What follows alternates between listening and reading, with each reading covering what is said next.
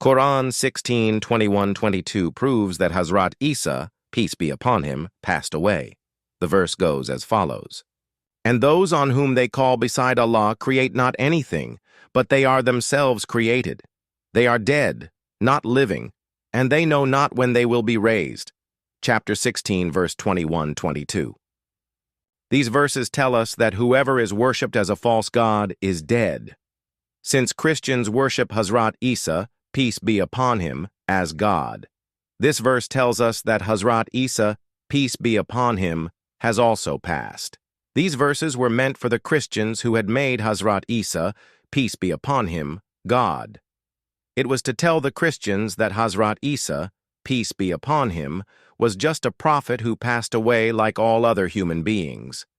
A non-Ahmadi might say these verses were only for idols, as idols are not living beings.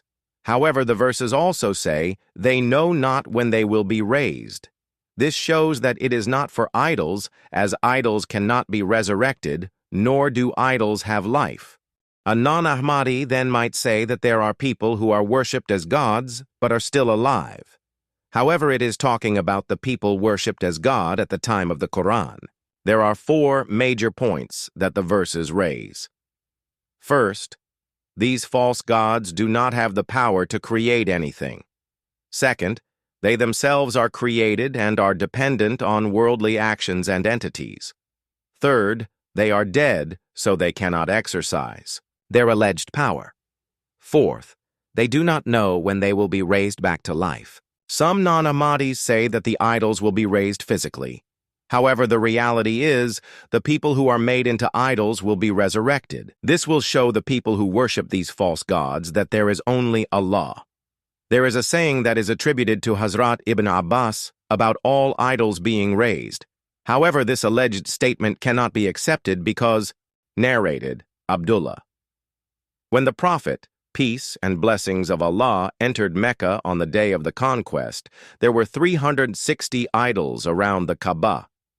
The Prophet, peace and blessings of Allah, started striking them with a stick he had in his hand, and was saying, "Truth has come, and falsehood will neither start, nor will it reappear."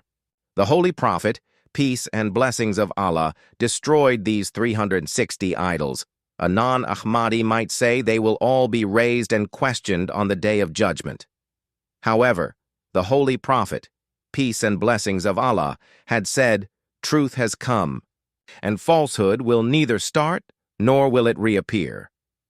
If a non-Ahmadi has the belief formerly mentioned, they are conceding that the Holy Prophet, peace and blessings of Allah, was wrong, and the idols would not reappear, instead reappear in front of Allah. It has also been narrated by Ibn Abdullah, who said, "The Prophet, peace and blessings of Allah, entered Mecca. There were 360 idols around the Kaaba. He began to thrust them with the stick that was in his hand, saying, 'Truth has come, and falsehood has vanished. Lo, falsehood was destined to vanish. Truth has arrived, and falsehood can neither create anything from the beginning, nor can it restore to life.' This shows that the idols will not come back to life.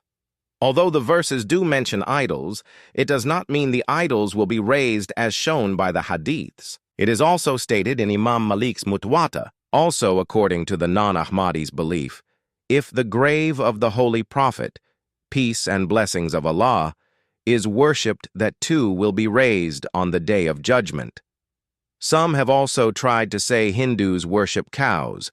However, these verses are referring to human beings. There will be animals on the Day of Judgment, but they will not be questioned on the Day of Judgment. Some non-Ahmadis ask why these verses only apply during the time of revelation.